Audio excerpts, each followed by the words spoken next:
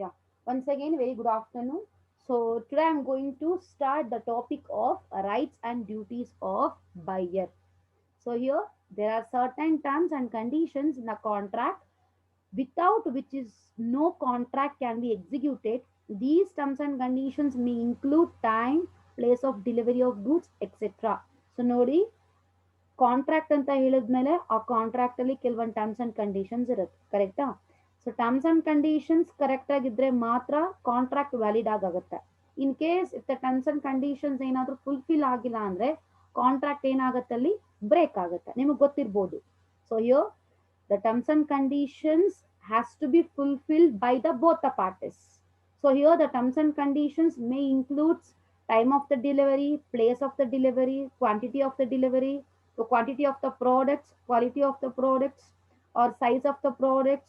So each and everything terms and conditions ಅಲ್ಲಿ include ಆಗಿರುತ್ತೆ. Okay na?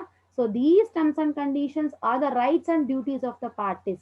So here these terms and conditions are considered as rights and duties of the parties. So here the parties involved in the contract of sale is buyer and seller. Okay. Contract ಅಲ್ಲಿ ಆಫರರ್ and ಆಫರಿ ಬರ್ತಾರೆ, but in contract of sale ಅಲ್ಲಿ buyer and seller ಬರ್ತಾರೆ. Okay. So here the terms and conditions are the rights and duties of the parties. Both the parties they are fulfilling their terms and conditions, then only it become valid contract of sale. In case if the parties do not perform their obligations or terms and conditions, it will be considered as invalid. Okay. So ಆ reason ಇಂದ ಏನ್ ಮಾಡ್ತಾರೆ ಅಂದ್ರೆ contract ಅಲ್ಲಿ terms and conditions ಏನಿರುತ್ತೋ ಆ terms and conditions ನ buyer ಮತ್ತೆ ಸೆಲ್ಲರ್ ಇಬ್ರು ಕೂಡ ಮೀಟ್ ಮಾಡಬೇಕು, ಸ್ಯಾಟಿಸ್ಫೈ ಮಾಡಬೇಕು. Okay. So you both the parties they has to satisfy their obligations in their own way. Okay, now they has to fulfill their obligations or they has to performs their obligations in their own way. So here the duties and rights ಏನಿದೆ ಅದನ್ನ ಬೈಯರ್ಗೂ ಕೂಡ applicable ಆಗುತ್ತೆ, plus ಸೆಲ್ಲರ್ಗೂ ಕೂಡ applicable ಆಗುತ್ತೆ. ಓಕೆನಾ. So here first we are going to discuss the topic of rights of the buyer. First ಬೈಯರ್ದು discuss ಮಾಡೋಣ, after that ಸೆಲ್ಲರ್ದು ಡಿಸ್ಕಸ್ ಮಾಡೋಣ. ಓಕೆ. ಸೊ ಹಿಯರ್ ಬೈಯರ್ದು ಅಗೇನ್ ರೈಟ್ಸು ಬರುತ್ತೆ, ಡ್ಯೂಟೀಸು ಬರುತ್ತೆ, ಸೆಲ್ಲರ್ದು ಅಷ್ಟೇ ರೈಟ್ಸು ಬರುತ್ತೆ ಮತ್ತೆ ಡ್ಯೂಟೀಸ್ ಆಫ್ ದ ಸೆಲ್ಲರ್ ಕೂಡ ಬರುತ್ತೆ. So first is rights of the buyer. So before going to this, who is a buyer? The buyer is a person, one who receiving the goods from the seller, or the buyer is a person, one who purchases the goods from the seller, or the buyer is a person to whom the goods are sold. Okay. I repeat once again, buyer ಅಂದ್ರೆ ಯಾರು? buyer ಅಂತ ಹೇಳಿದ್ರೆ ನಾವು ಯಾರಿಗೆ goods ನ send ಮಾಡ್ತೀವೋ ಅಥವಾ ಯಾರು ಗೂಡ್ಸ್ ನ ಪರ್ಚೇಸ್ ಮಾಡ್ತಾರೋ ಅಥವಾ ರಿಸೀವ್ ಮಾಡ್ತಾರೋ ಆ ಪರ್ಸನ್ ನಾವಿಲ್ಲಿ ಬೈಯರ್ ಅಂತ ಹೇಳ್ತೀವಿ. Okay. The buyer is a person to whom the goods are sold, or the buyer is a person so one who receiving the goods or one who purchasing the goods from the seller. Okay. That person is known as buyer. So here ಬೈಯರ್ಗೆ ಏನೇನ್ rights ಇರುತ್ತೆ? ಓಕೆನಾ. So the first right is right to have delivery of goods. It is the basic right of the buyer to take the delivery of the goods from the seller after payment of consideration. Andre consideration means what? Mutual benefits, something in written forms. So buyer payment ಮಾಡಾದ್ಮೇಲೆ, okay, after making the payments buyer ಏನ್ ಮಾಡ್ಬೋದು? goods ನ receive ಮಾಡ್ಬೋದು ಅಥವಾ delivery ಮಾಡಿ ಅಂತ request ನ ಇವನು ಕಳಿಸಬಹುದು. ಆ ರೈಟ್ಸ್ ಇಲ್ಲಿ ಬೈಯರ್ಗೆ ಇರುತ್ತೆ. ಓಕೆನಾ. The basic right of the buyer to take the delivery of the goods from the seller. So after making the payments to the seller ಇವನು ಡಿಲಿವರಿನ ಅಕ್ಸೆಪ್ಟ್ ಮಾಡುವಂತಹ ರೈಟ್ಸ್ ಕೂಡ ಸೊ ಬೈಯರ್ಗೆ ಇರುತ್ತೆ. ಇನ್ ಕೇಸ್ ಡಿಲಿವರಿ ಆಗಿಲ್ಲ ಅಂದ್ರೆ ಆ ಡಿಲಿವರಿಗೆ ರಿಕ್ವೆಸ್ಟ್ ನ ಸೆಂಡ್ ಮಾಡುವಂತಹ ರೈಟ್ಸ್ ಕೂಡ ಬೈಯರ್ಗೆ ಇರುತ್ತೆ. Okay. The first right of the buyer is to right to have delivery of goods. So here he has to take the delivery of the goods from the seller after making the payments. Okay. The second one is right to reject. It is the right of the buyer to reject the goods if it is found that the seller has delivered him the goods of other quantity or quality, or if the buyer notices any defects in the goods, he may also refuse to take those defective goods. So the second rights of the buyer is to right to reject. ಅಂದ್ರೆ buyer goods ನ reject ಮಾಡುವಂತಹ rights ಇರುತ್ತೆ ಅವನಿಗೆ. So in case according to the contract goods ಏನಾದರೂ quality wise quantity wise ಕರೆಕ್ಟಾಗಿ delivery ಆಗಿಲ್ಲ ಅಂದ್ರೆ okay ಆ ಟೈಮಲ್ಲಿ ಏನು ಮಾಡ್ಬೋದು ಅವನು ಆ ಗೂಡ್ಸ್ನ ಅವನು ರಿಜೆಕ್ಟ್ ಮಾಡ್ಬೋದು. Okay so here the buyer can reject the goods if he found any defects in that goods. ಅವ್ನಿಗೆ ಏನಾದರೂ ಆ ಗೂಡ್ಸಲ್ಲಿ ಡಿಫೆಕ್ಟಿವ್ನ ಫೈಂಡ್ ಔಟ್ ಮಾಡಿದ್ರೆ, ಅಥವಾ ಕಾಂಟ್ರಾಕ್ಟಲ್ಲಿ ಆಗಿರುವಂತಹ ಕ್ವಾಲಿಟಿನೇ ಬೇರೆ ಥರ ಇರುತ್ತೆ, ಅಥವಾ ಡೆಲಿವರಿ ಆದಾಗ ಸೊ ಆ ಗೂಡ್ಸ್ ಕ್ವಾಲಿಟಿನೇ ಡಿಫರ್ ಆಗಿರುತ್ತೆ, ಅಥವಾ ಕ್ವಾಂಟಿಟಿ ವೈಸ್ ಡಿಫರ್ ಆಗಿರುತ್ತೆ. ಸೊ ಆ ರೀಸನ್ ಇಂದ ಅವನು ಆ ಗೂಡ್ಸ್ನ ರಿಜೆಕ್ಟ್ ಮಾಡ್ಬೋದು. ಓಕೆನಾ? ಸೇ ಫಾರ್ ಎಕ್ಸಾಂಪಲ್, ಈಗ ನಾವು ಅಮೆಝಾನ್ ಅಲ್ಲಿ ಕೆಲವೊಂದು ಪ್ರಾಡಕ್ಟ್ಸ್ನ ಆರ್ಡರ್ ಮಾಡ್ತೀವಿ, ಕರೆಕ್ಟಾ? ಸೊ ಆರ್ಡರ್ ಮಾಡಬೇಕಾದ್ರೆ ಅಥವಾ ನಾವು ಏನು ಆ ಗೂಡ್ಸ್ನ ನಾವು ಎಕ್ಸಾಮೈನ್ ಮಾಡಬೇಕಾದ್ರೆ ಕ್ವಾಲಿಟಿ ವೈಸ್ ಕ್ವಾಂಟಿಟಿ ವೈಸ್ ಚೆನ್ನಾಗಿರುತ್ತೆ. But after receiving that order quantity wise quality wise ನಮ್ಗೆ ಅಷ್ಟು ಸ್ಯಾಟಿಸ್ಫೈ ಆಗಲ್ಲ ಆನ್ಲೈನ್ ಶಾಪಿಂಗ್ ಅಲ್ಲಿ. ನಾವಾಗ ಏನ್ ಮಾಡ್ತೀವಿ, ಸೊ ನಮ್ಗೆ ಎರಡು ಆಪ್ಷನ್ಸ್ ಇರುತ್ತೆ. ಒಂದು ರಿಟರ್ನ್ ಮಾಡಿ ರೀಫಂಡ್ ತಗೋಬಹುದು, ಅಥವಾ ರೀಪ್ಲೇಸ್ ಕೂಡ ಮಾಡ್ಬೋದು, ಕರೆಕ್ಟಾ? ಸೊ ಅದೇ ರೀತಿ ಇಲ್ಲೂ ಕೂಡ buyer in the sense customer. So in case if he found any defective in that products, so ಏನ್ ಮಾಡ್ಬೋದು ಆ ಗೂಡ್ಸ್ನ ಅವನು ರಿಜೆಕ್ಟ್ ಮಾಡ್ಬೋದು. ಓಕೆನಾ? ಡಿಫೆಕ್ಟಿವ್ ಪ್ರಾಡಕ್ಟ್ಸ್ ಆಗಿರಲಿ ಅಥವಾ ಕ್ವಾಲಿಟಿ ವೈಸ್, ನಾನೀಗ ಆರ್ಡರ್ ಮಾಡಿರೋದು 50 ಕ್ವಾಂಟಿಟಿ, ನನಗೆ ಬಂದಿರೋದು ಜಸ್ಟ್ 30 ಕ್ವಾಂಟಿಟಿ, ಆಗ ಏನು ಮಾಡ್ಬೋದು ನಾನು ಆರ್ಡರ್ನ ಅಥವಾ ಆ ಗೂಡ್ಸ್ನ ರಿಜೆಕ್ಟ್ ಮಾಡ್ಬೋದು. ಸೊ ಕ್ವಾಲಿಟಿ ವೈಸ್ ಅಷ್ಟೇ, ನಾನು ಮಾಡಿರೋದು ಹೈ ಕ್ವಾಲಿಟಿ ಆಫ್ ಗೂಡ್ಸ್ನ ಕಾಂಟ್ರಾಕ್ಟ್ ಮಾಡ್ಕೊಂಡಿದ್ದೀನಿ, ಬಟ್ ನಾನು ರಿಸೀವ್ ಮಾಡಿರೋದು cheap quality of goods. So by that circumstances the buyer can refuse the goods, the buyer can reject the goods. Okay, ಆ reject ಮಾಡುವಂತ rights ಕೂಡ ಇಲ್ಲಿ ಬೈಯರ್ಗೆ ಇರುತ್ತೆ. ಅರ್ಥ ಆಯ್ತಾ? So next is right to cancel. It is another right of the buyer to cancel the contract if the seller does not perform his part in the stipulated time, or otherwise if the seller commits any negligence as to performance of the contract. In that situation, it is the right of the buyer to cancel the contract. So here the next right is right to cancel. Andre, so here the buyer has a right to cancel the contract if the seller does not perform his obligations.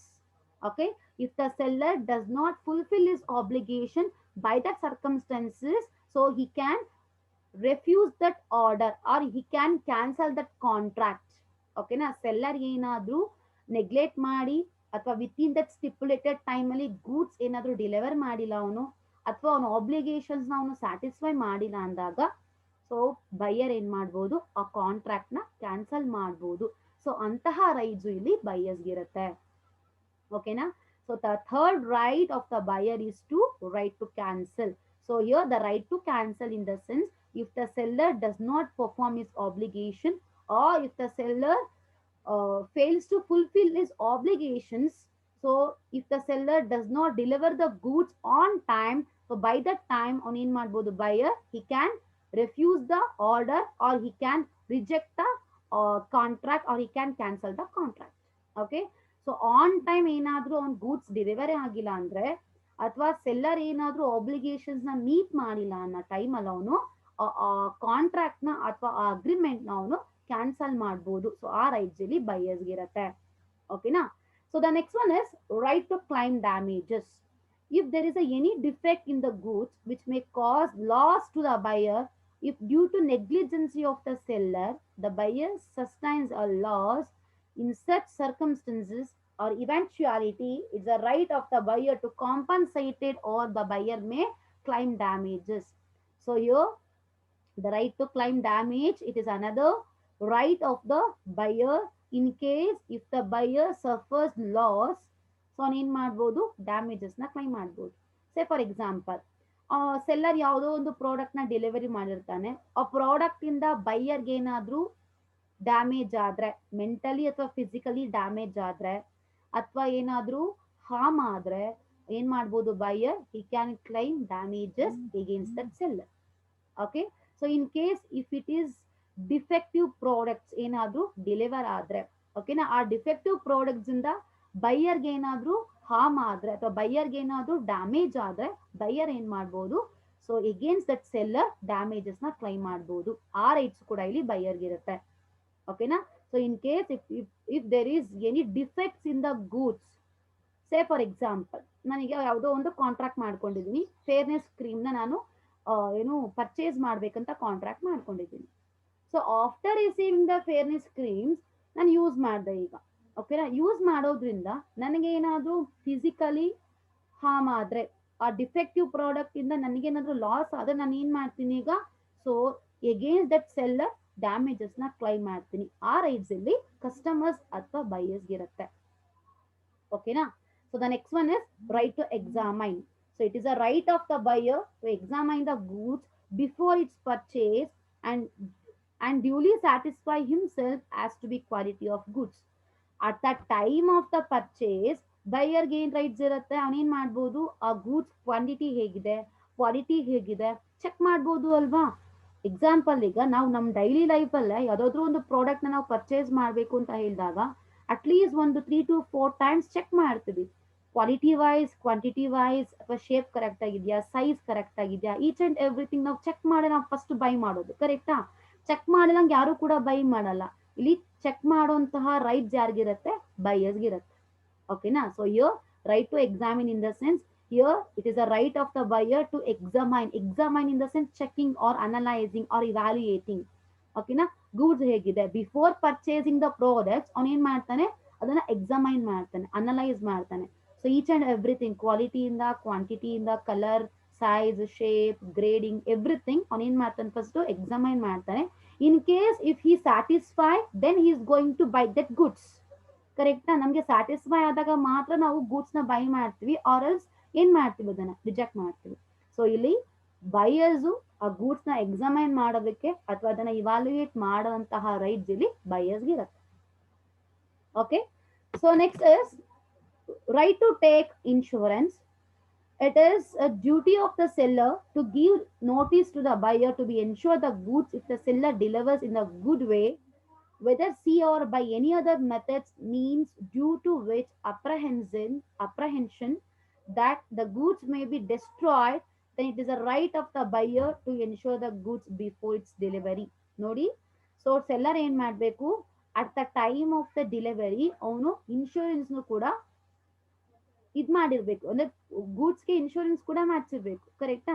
So in case during the transportation ಮಾಡಬೇಕಾದ್ರೆ ಅವರು ಯಾವ್ದಾದ್ರು transportations ಮಾಡಲಿ, so by means of road ways ಆಗಿರ್ಬೋದು, through airways, through shipment or ಏನು railways, ಯಾವ means ಅಲ್ಲಾದ್ರೂ ಅವನು ship ಮಾಡಲಿ, ಬಟ್ ಇನ್ಶೂರೆನ್ಸ್ ಅವನು ಮಾಡಿಸಿರ್ಬೇಕಾಗತ್ತೆ.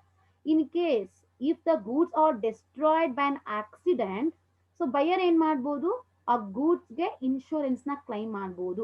ಆ ಇನ್ಶೂರೆನ್ಸ್ ಕ್ಲೈಮ್ ಮಾಡುವಂತಹ ಏನು ಒಂದು ರೈಟ್ಸ್ ಕೂಡ ಇಲ್ಲಿ ಬೈಯರ್ಸ್ಗೆ ಇರುತ್ತೆ. Okay. At the time of the ಏನು transportation, if the goods are destroyed by an accident, then the buyer can claim the insurance against that seller. Okay. Seller against ಏನ್ ಮಾಡ್ಬೋದು, ಅವನು ಇನ್ಶೂರೆನ್ಸ್ ನ ಆ ಗೂಡ್ಸ್ಗೆ ಕ್ಲೈಮ್ ಮಾಡ್ಬೋದು. ಆ ಕ್ಲೈಮ್ ಮಾಡುವಂತ rights ಇಲ್ಲಿ ಬೈಯರ್ಸ್ಗೆ ಇರುತ್ತೆ. Okay. So the next one is right to sue for recovery of price. It is a right of the buyer to file a suit for recovery of the price which has already paid to the seller, but even then the seller refuses to perform his part. ಅಂದ್ರೆ ಇಲ್ಲಿ already price pay ಆಗಿದೆ ಸೆಲ್ಲರ್ಗೆ, but seller ಅವನ obligations ನ ಅಥವಾ ಅವ್ನ performance ಮಾಡೋದಕ್ಕೆ ready ಇಲ್ಲ, ಅಂದ್ರೆ ರೆಫ್ಯೂಸ್ ಮಾಡ್ತಾ ಇದ್ದಾನೆ. ಅವನ ಆಬ್ಲಿಗೇಷನ್ಸ್ ನ ಮೀಟ್ ಮಾಡೋದಕ್ಕೆ, ಸ್ಯಾಟಿಸ್ಫೈ ಮಾಡೋದಕ್ಕೆ ರೆಫ್ಯೂಸ್ ಮಾಡ್ತಾ ಇದ್ದಾನೆ ಇಲ್ಲಿ. ಸೊ ಆ ಟೈಮಲ್ಲಿ ಏನ್ ಮಾಡ್ಬೋದು buyer, so he can complaint ಮಾಡ್ಬೋದು. ಓಕೆನಾ. Sue in the sense complaint or legal actions ತಗೋಬಹುದು, ಅಥವಾ ಕಂಪ್ಲೇಂಟ್ ಮಾಡ್ಬೋದು, ಅಥವಾ ಪ್ರೈಸ್ ನ ಏನ್ ಮಾಡ್ಬೋದು, ಅವನು ರಿಕವರಿ ಮಾಡ್ಕೋಬಹುದು. ಓಕೆ. ಸೇ ಫಾರ್ ಎಕ್ಸಾಂಪಲ್, ನಾನು ಲ್ಯಾಪ್ಟಾಪ್ ನ ಪರ್ಚೇಸ್ ಮಾಡ್ತೀನಿ ಅಂತ 10,000 rupees ಡೆಪಾಸಿಟ್ ಮಾಡಿದ್ದೀನಿ. ಓಕೆನಾ. ಬಟ್ ಸ್ಟಿಲ್ ನನಗೆ ಇನ್ನೂ ಲ್ಯಾಪ್ಟಾಪ್ ಡೆಲಿವರಿ ಆಗಿಲ್ಲ. ಆ 10,000 rupees ನಾನು ಫುಲ್ ಕ್ಲೈಮ್ ಮಾಡ್ಬೋದು. ಅದನ್ನ ಸೆಲ್ಲರ್ ಏನ್ ಮಾಡ್ಬೇಕು, ನನಗೆ ಪ್ರೊವೈಡ್ ಮಾಡ್ಬೇಕು ಅಷ್ಟೇ. ಓಕೆನಾ.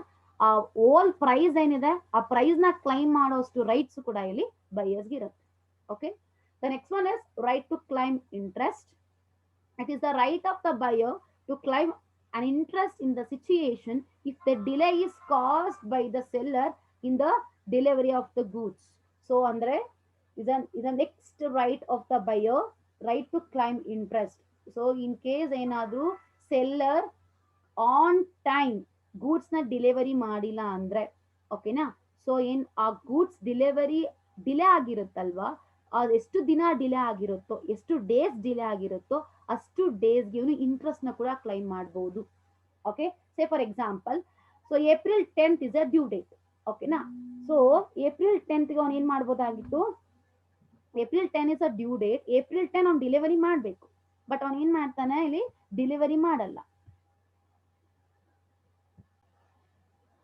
ಯಾ, ಸೊ ಎಷ್ಟು ಡೇಸ್ ಡಿಲೇ ಆಗಿರುತ್ತೋ ಅಷ್ಟು ಡೇಸ್ಗೆ ಇವನು ಇಂಟ್ರೆಸ್ಟ್ ಕೂಡ ಕ್ಲೈಮ್ ಮಾಡಬಹುದು.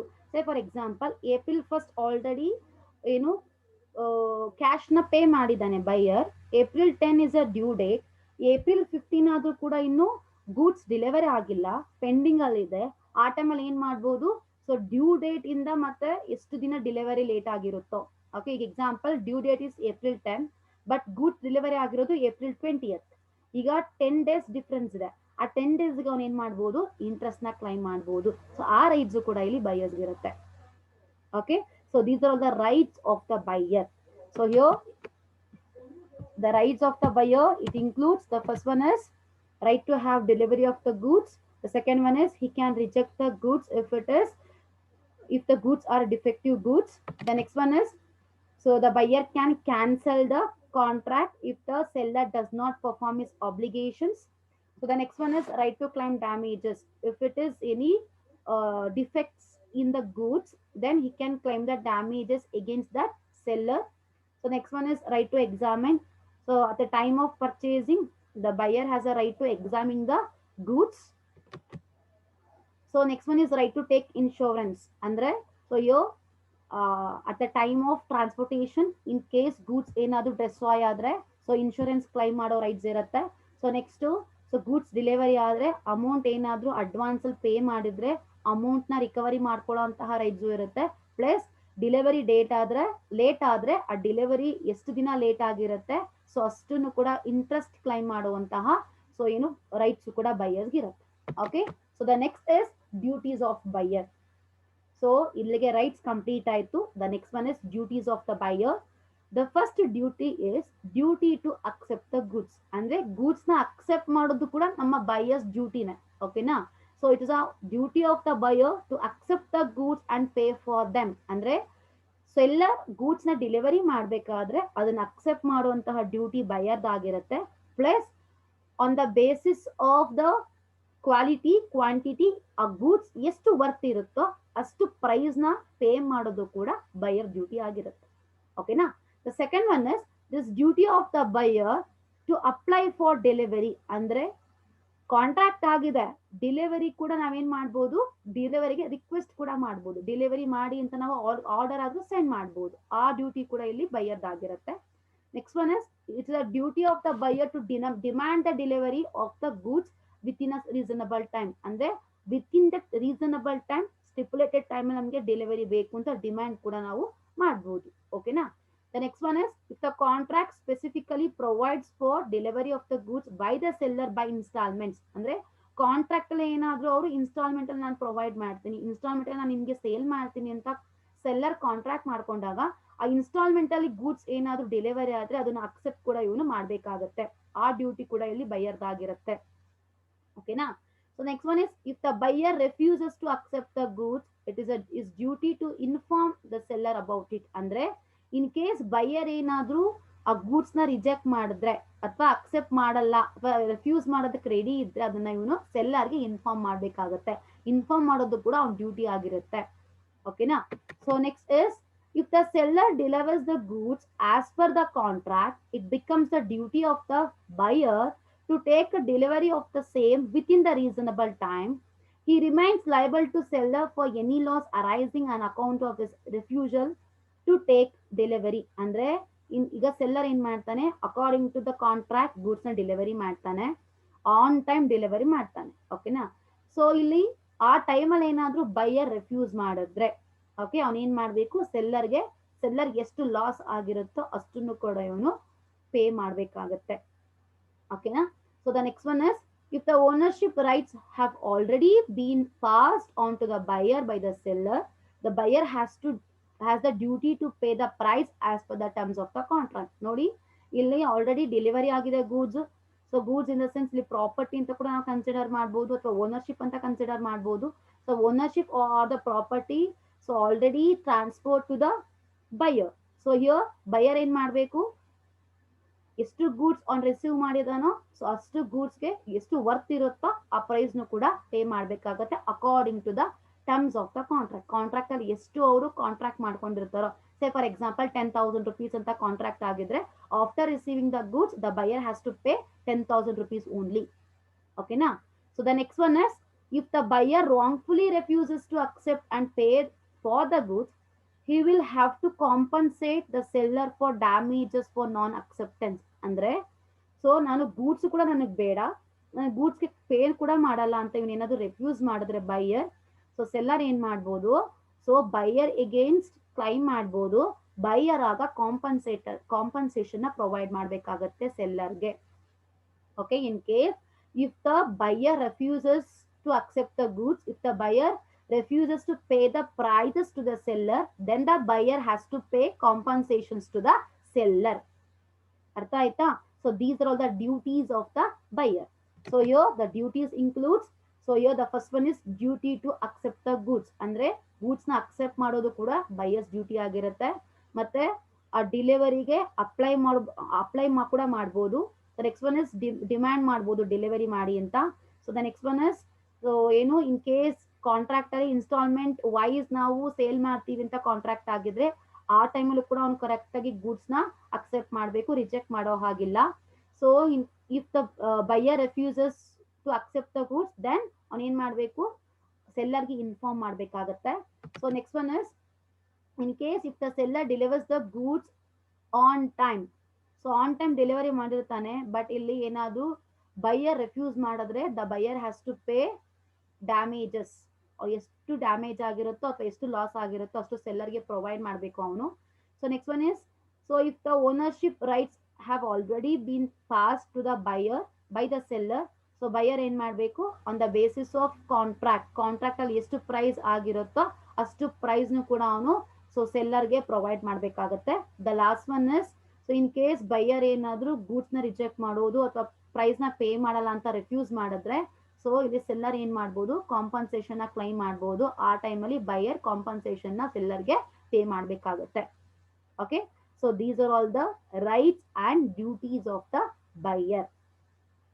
Okay, so the next is rights of the seller. So here before going to this, who is a seller? The seller is a person, one who selling the goods.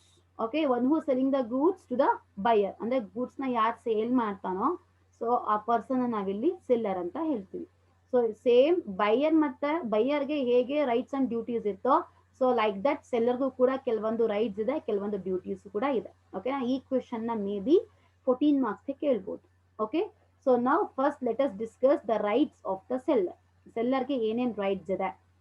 The first one is right to claim loss.